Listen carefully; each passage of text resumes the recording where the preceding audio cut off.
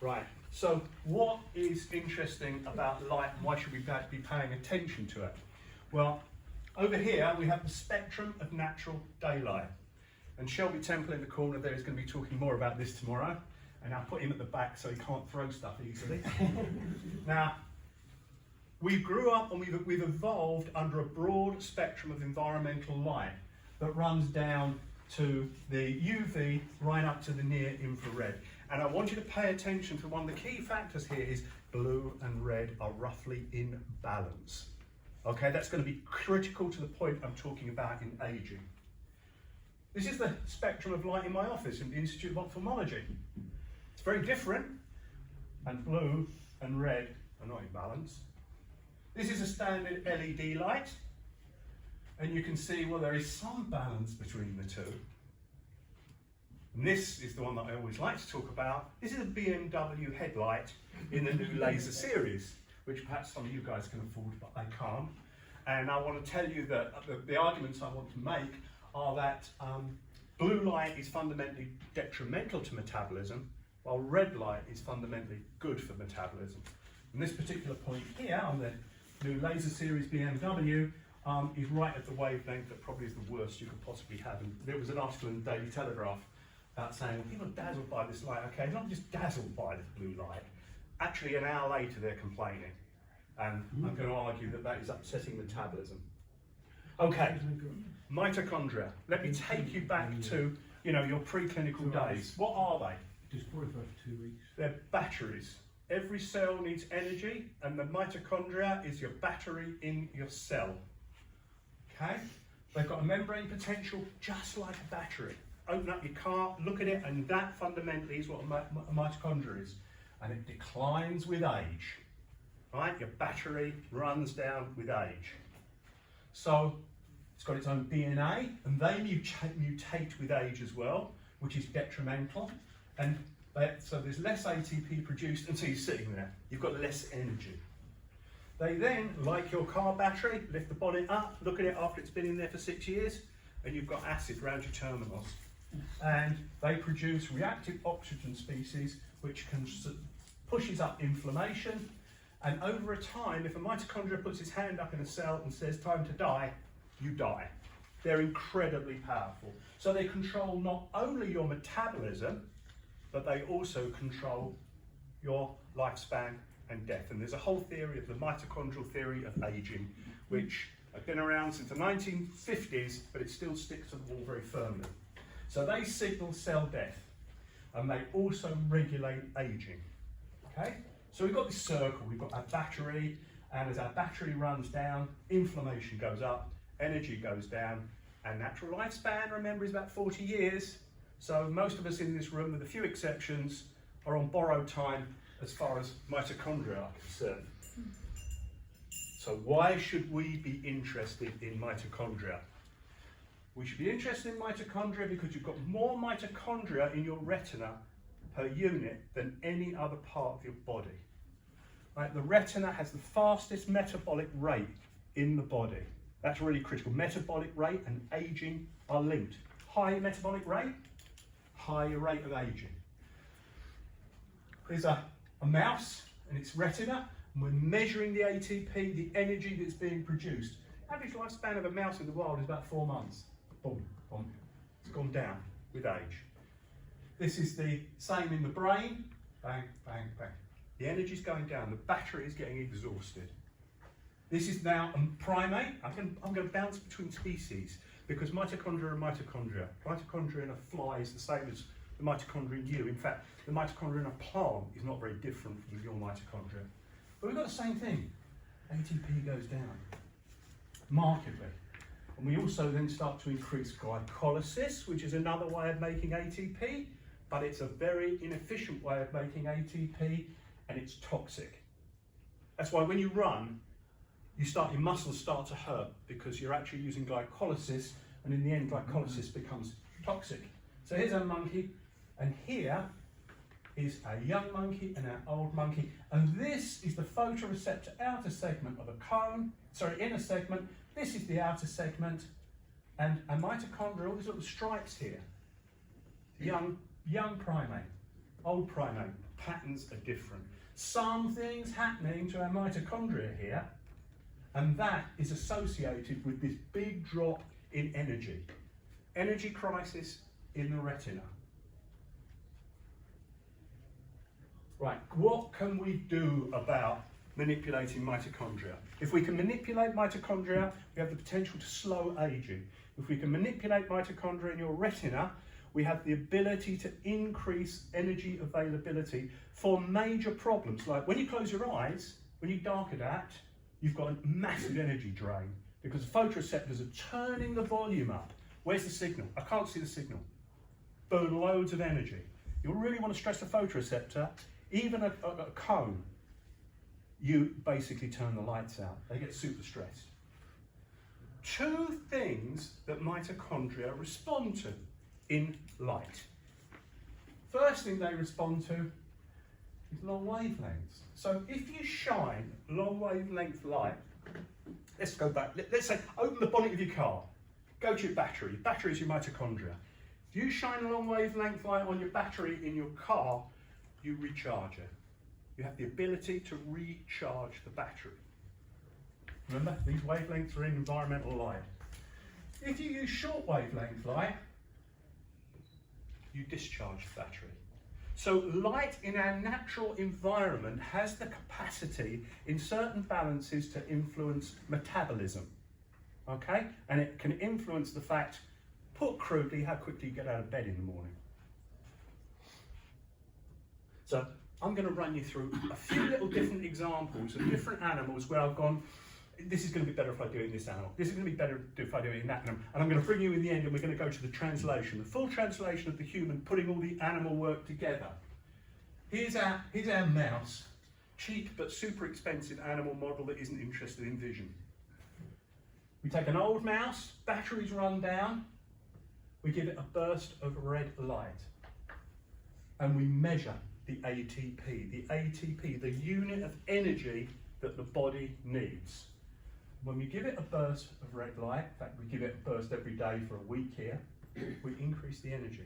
There is more energy in the retina. There's more energy in the cortex of the brain, the top of the brain.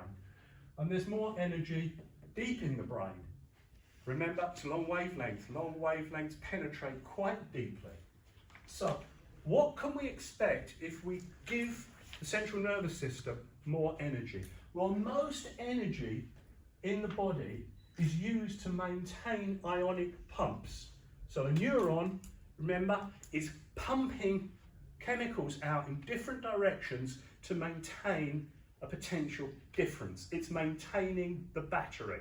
Okay, so if this is the case, we should expect big improvements, not only in vision, but big improvements across the central nervous system. And remember, as you're getting older, the central nervous system's running down because you've got a shortage of energy. So is that true?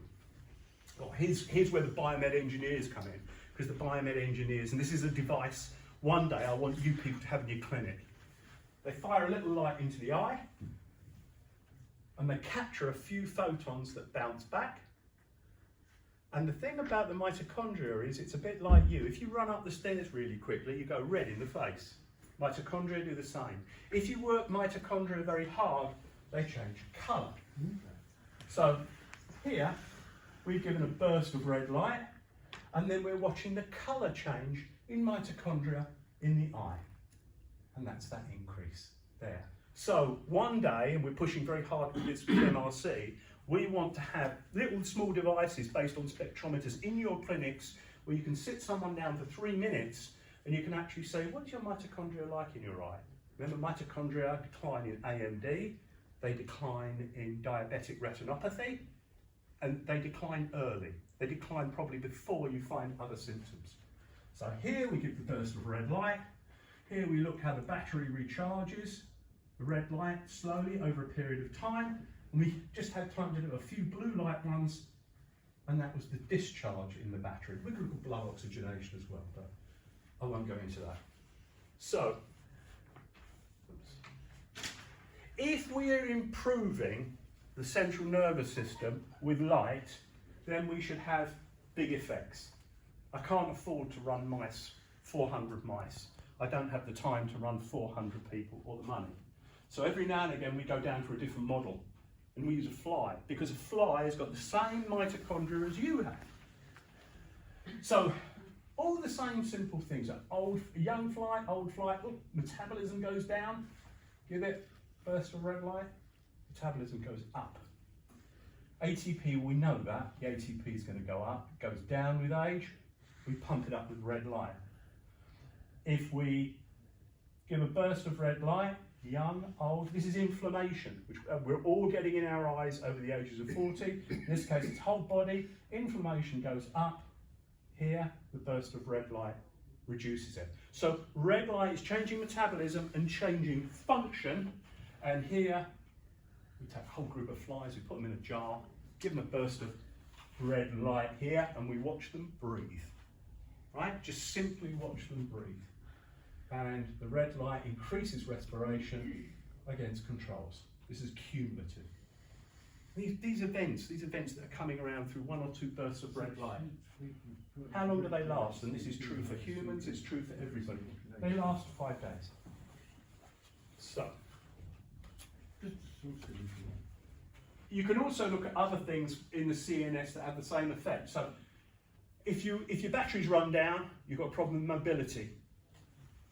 If the mobility goes down with age, very clearly in the flies, give them a burst of red light, it improves. It's not a super improvement, but it's a hell of a lot better than where you were. This you will never recognise as a fly ERG, because it's all round the wrong way. Remember, their photoreceptors are right at the front. So here's a young fly ERG. Just look at the size of the thing. As it gets older, it's like us. Our A and our B waves go down, and it's gone down. And if we give the animals bursts of red light, we find we don't completely restore it, but we restore a lot of it. We take an old fly, give it a burst of red light, and the ERG improves. And the final one, which I quite like, is the fact that if we're improving the central nervous system, then we should be improving the brain and the way the brain works in the fly.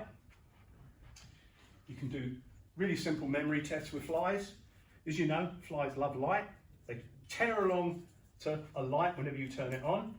So we put them in tubes, we turn on the light at one end and they run towards it. And then we do something horrible, we put a little drop of quinine in the way. They hate quinine, flies hate quinine. And the young fly remembers there's quinine when you test him the following day. The old fly doesn't remember, but you give it a burst of red light and the CNS function is improved and memory is improved. So likewise with these animals, you can ask them, put them on little islands and ask them to explore it. Young animals explore it. Old animals make a mess of exploring it. These are just tracking it, looking down at a fly, old fly on an island. And again, you give it a burst of red light. It's not perfect, but it does improve. So we've used simple animal experiments to improve CNS function, include vision. The other key thing is, remember I told you, if you can manipulate mitochondria, you might be able to play with ideas of longevity. How long do you live? And here we start with 100 control flies, and we count the ones each week. But some of them have a burst of red light. And you can see that over the weeks, by the time you get to week 8, you've almost got double the number of flies alive. So I've manipulated your mitochondria optically. Very, very simple. Nothing particularly special about this. It's a few LEDs plugged into the mains, and the animals live longer. Now, according to the mitochondrial theory of aging, that should happen. Can't do it with humans, can't do it with mice. Too expensive. But you'll see in the translation that we do have an effect. Let's go back to that mouse. Let's go back to the retina, a retina that we're all familiar with. If we give red light, we should be able to control inflammation. Inflammation in the retina is a very significant problem over the age of 40. Whenever you start to see drusen appear in the retina, there is a halo around that you're not seeing of inflammatory markers, inflammatory events, and those inflammatory events are tightly associated with reduced function. So we've taken old mice, we've looked in the retina, and we've given them bursts of red light. Macrophages are things that they come in to clear up a problem. If you have a scar, they come in, they clear the scar up. As we get older, what happens is they don't go home afterwards. They stick around and they leak inflammatory events. I always kind of say they're a bit like teenagers. You know, in short bursts they can be interesting, but when they stick around in your kitchen for 2 or 3 days, they become very disruptive. We can reduce the macrophages. Big markers of inflammation, C3D, we can reduce it. That's Bruch's membrane. That's the inflammation on Bruch's membrane before we give it red light. That's the inflammation on Bruch's membrane afterwards. That interface between the retina and your choroidal supply. C3B is not quite so impressive, but there's a difference. Calcitonin is another marker, that goes down very significantly. And the big inflammatory marker that we have in our retina with age is TNF-alpha. We find it targeted by many drug companies, and it occurs in the outer retina, on outer segments, and also on Bruch's membrane, and we can reduce it. So, the idea that red light can increase energy, yeah, we got that one, that works. The idea that it can reduce inflammation, yes, it can reduce inflammation. Can we translate now this to function? Again, I'm going to have to go back to a mouse to kick off with. And this is an ERG that you might be able to recognise. So, a mouse sits in a Gansfeld bowl, old mouse, in this case a young mouse, with increasing intensity flashes of light, and we get a nice big A wave and a B wave. Gets older, the A wave and the B wave get smaller. We expose the old mouse to red light, and again, we improve, because we're improving the amount of available ATP, we're improving the amount of energy, we've reduced the amount of inflammation, and we get an improved functional output in the animal. We get that for lots of different metrics in the ERG. ERGs are quite nice in mice because the bit you're recording from is actually very near your electrode, which is just under the eyelid. Cell death. So we know mitochondria signal cell death. When your mitochondria get in a bad way, they can say to the cell, die. Now, when we confront people in clinic, one of the things we have to remember is by the time we get to 75, we've lost 30% of our central rods. They've just gone with natural death. Now, that's quite a pattern over mammals. So we find the same in mice. So 30% of your rods have actually just gone. You know, probably while you're sitting here, you're losing 2 or 3. It's just natural process of aging related to inflammation in the eye. So here was a horrendous experiment that I gave one of our graduate students. She took some old mice and she exposed them to red light every day, briefly. And then I said to her, right at the end, I want you to count the photoreceptors. You know, I mean, we've got, what is it, 120 something million? Mouse has a lot less. So we've got young mice, we've got old mice, we've got red treated mice. 2 experiments. We look at the outer nuclear layer, which is the cellular layer of the nuclei of photoreceptors. The rods and the cones, their nuclei are here. And then we look at the outer segments themselves of the photoreceptors. In both cases, and these should mirror one another, in both cases we find a reduction with age of the order of 30%, which is what we should find.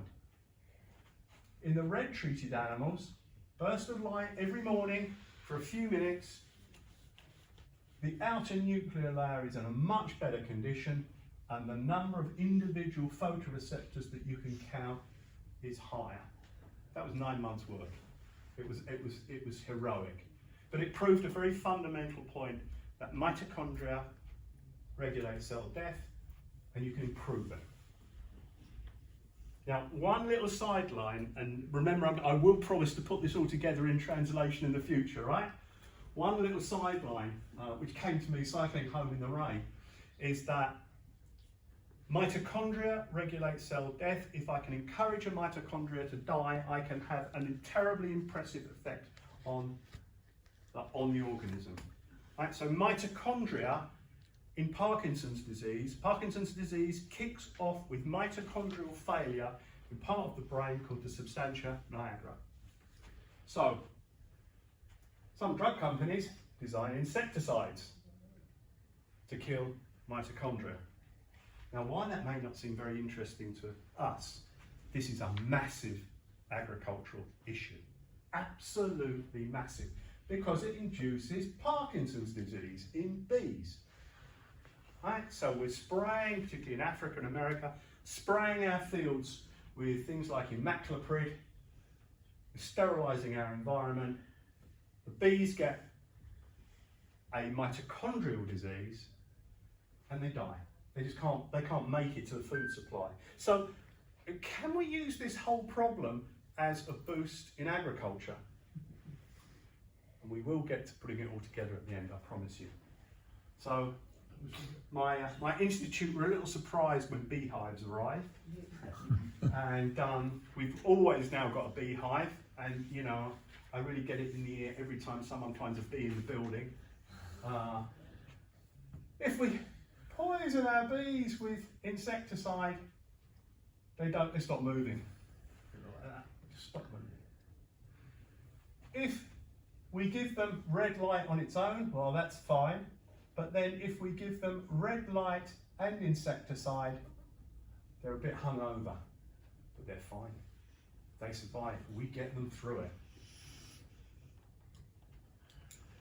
The key thing is they live longer. Remember the mitochondrial theory of aging. They live longer. So here is a normal control. It's a normal group of bees. Average bee, particularly when you get in a box, in an industrial box, lives 31 days. Poison them, they die. Poison them and you give them red light, they do much better. But what if we just take the ordinary bee? You and me getting older, midlife, like the flies, the midlife attrition, all your heart attacks at the age of 45 are being seriously eroded. Everyone dies at the end, and you can't extend lifespan beyond a particular point. But we've improved metabolism, we've improved health, and animals live longer. This was our outcome. Well, people are unaware, but the Americans and many of the African countries have sanitized their country and killed all their insecticides that are pollinating them. The Americans, particularly for the almond harvest, drive lorries from Florida to Northern California with bees on it so that they can pollinate.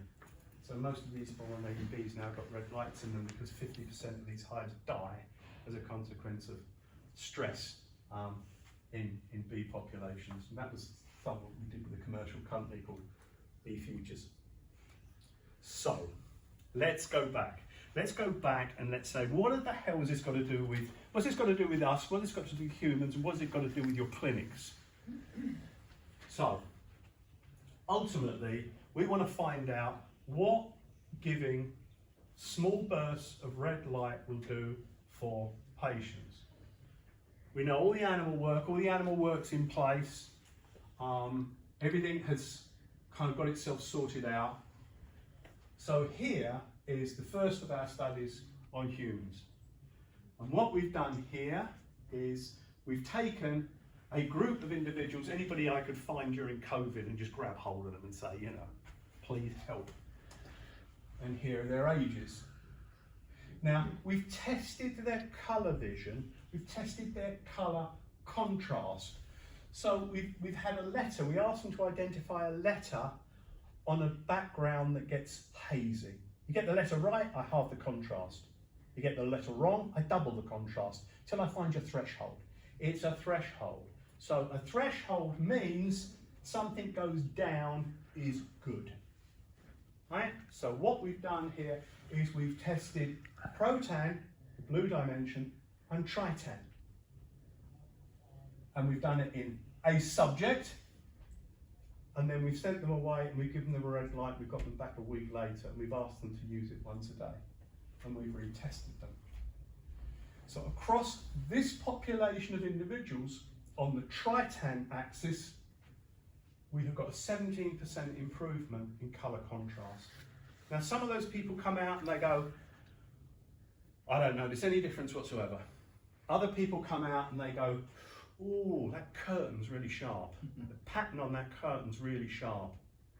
But you know probably more than anybody else, you can have big changes in visual function, but very often the patient is unaware. I mean, the classic one is, you have rampant glaucoma and the person thinks it's absolutely fine, and so they keep bumping into the table because their peripheral vision's gone.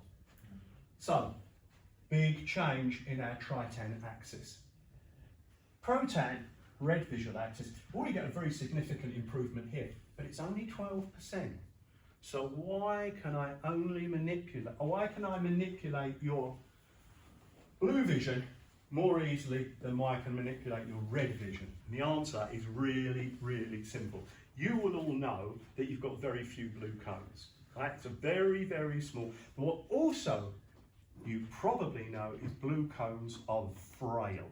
They're incredibly frail. Blue cone function is used frequently as a diagnostic for diabetic retinopathy. Blue cone function declines much more fast in the aging population than any other cone photoreceptors. And the reason is, these are blue cones. The red dots are the mitochondria. What is not immediately obvious is there's less red dots in these blue cones. So what they've got is they've got less ability to generate energy. They decline very quickly, but also you can pick them up very easily. When things go bad for a short wavelength cone, they tend to not pay attention to their mitochondria. They put their mitochondria on the shelf. What they pay attention to is they start using glycolysis, which is bad news. Glycolysis, we're all starting to use more glycolysis as we get older, and it produces super toxic side effects that we don't want. So we're able to pick these up. We're able to pick these blue cones up off the shelf here in a way we can't here. But still, 12% improvement, that's pretty good. There's a second study now that's come out, which is identical but a bigger population. We test them 3 hours after they've had the blue light exposure. You can actually test them about 12 minutes after you start to get an effect.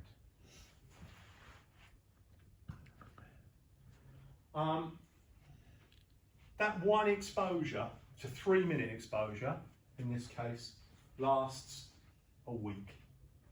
So one burst of red light, here's your tritan function in some of these people, and one burst, we send them away, they come back a week later, and we've still got a significant reduction in thresholds in both the tritan and the protan function.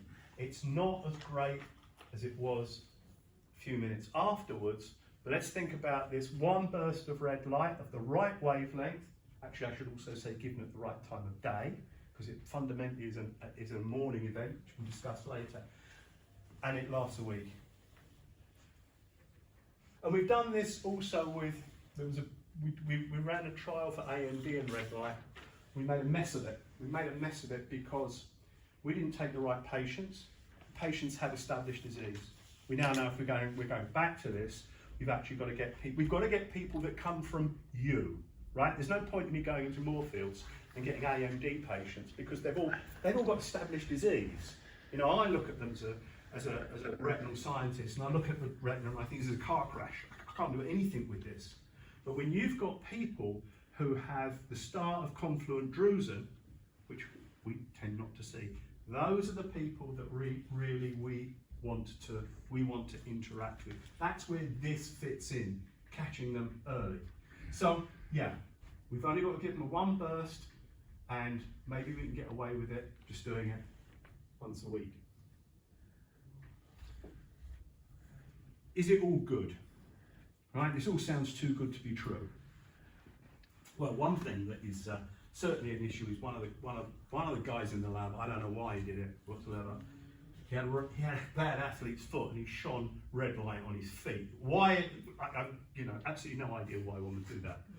But you almost ended up with terminal athlete's foot. And the reason is athlete's foot is a fungus and you block cell death and the fungus just progressed like crazy, right? The other thing we should very much be aware of is don't give it any proliferative disease.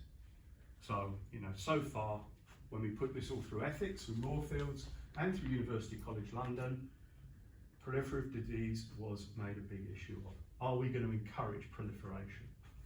There's something else which, you know, doesn't really make too much sense either, which is when we give bursts of red light and we look at the retina or we look at the blood, we increase cytokines. Cytokines are pro-inflammatory events. And this was a bit of an issue at ethics. People are saying you're increasing cytokines. These are inflammatory markers. TNF alpha is a cytokine. So all these cytokines here, this is in an ordinary animal and that's in an animal exposed to red light. So there is an inflammatory response, but it's transitory. And a transitory inflammatory response is something that shouts at the body and the body says, I'm ready for what's coming next.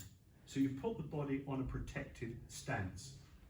And so we do get this transitory flush through the system in terms of blood and in terms of what's in the retina. And what's really interesting there is that people now report that you actually use red light on one bit of the body and you get an effect on a different part of the body. So the Australians did a great study, everyone laughed at until it was replicated in the Americans. They shine the light in the mouse eye improves, no inflammation. Control, you shine the light on the animal's backside. 2 weeks later, the retina starts improving. Okay, so at this point, the whole red light research kind of falls apart. Everyone thinks you're an idiot, what the hell are you doing? But the point is that there's mitochondria in blood.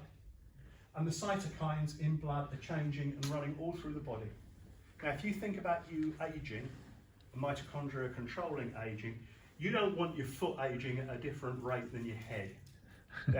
We've got to be able to unify paces of aging and paces of metabolism. You don't want metabolism in your left foot to be greater than metabolism in your right foot. And it's controlled by these big changes in your cytokines. Right, 2 more slides. This is the slide that I want in your clinic. Right, this is the slide that, and I can tell you we could get this in your clinic for about 5,000 quid. And you know, every time I go into an optometrist and I look at the equipment you've got, I'm gobsmacked.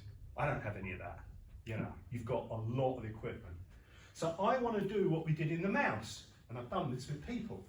Remember, in the mouse I shone a light in the eye, and I captured the reflection that came back, and the reflection had a signal saying how hard your mitochondria are breathing. So I look in the eye and I go, yeah, you know, that's really breathing fast. This is real time. Put in a little optic probe that your macula's looking at, and I've got another little optic probe under it, non-contact, and it's picking up the reflection. Now, I then do what I said I was to do, which is really stressful. I turn the lights out. Right, and your mitochondria and your photoreceptors suffer like crazy. Here, I've got a group of people under 50. Here, I've got a group of people over 50. Here, I turn the lights out. Here, within 3 minutes, I can tell whether you are over 50 or under 50 because I can monitor your mitochondrial performance. So, if all this hangs together, that means that if I've got someone with a threatened retina, it's probably like an aging retina. And if we can get that into the clinic, so for 3 minutes you just ask the patient, sit down, just look at that little red light, that data comes out. You need 2 fibre optic cables, a spectrometer and a bit of software. So a great metric, and you can match it against the bloods, because the bloods are changing colour as well. So we then take the old people, we put them back in that situation. So old people, their mitochondria don't breathe very hard when we turn the lights out, which is what they should do. We give them a burst of red light. Here's the old person here. You take him out of the room, give him a cup of coffee, give him a burst of red light, put him back in the room. Turn the lights out, his mitochondria improve. Right. So, these people now, we're now taking out and we're doing the colour contrast psychophysics on them immediately afterwards. And it's just coming out, it's coming out